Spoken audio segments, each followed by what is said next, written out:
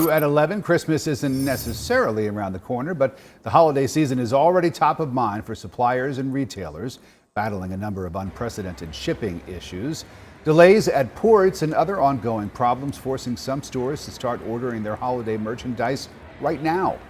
CBS 46's Ashley Thompson has more on how the global supply chain problems could impact your holidays. The holiday season's still a few months out, but Lydia Clark is already buying gifts for her 3 kids. We get started on Christmas shopping early so that we're not so overwhelmed right before Christmas. While she's simply being proactive, there are several reasons you may want to consider shopping earlier this year. Shipping container shortages and congestion at ports causing major delays. It's kind of a nightmare.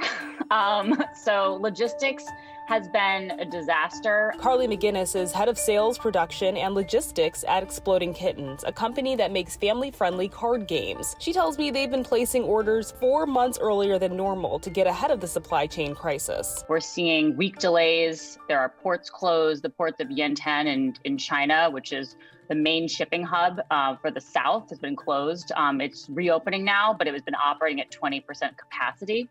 So all of our containers have been delayed. And it's not just port closures and restrictions causing backlog. Container shortages, raw material shortages. Lack of chassis, which are what you put the container on to pull it out of the port. Lack of available drivers. Holiday gifts may not be on your radar right now, but perhaps you've noticed other items taking longer than usual to arrive. We are new homeowners, so there's been huge delays on like lumber, concrete, things like that. An already disrupted global supply chain made worse overseas by this, the massive ship blocking the Suez Canal for nearly a week.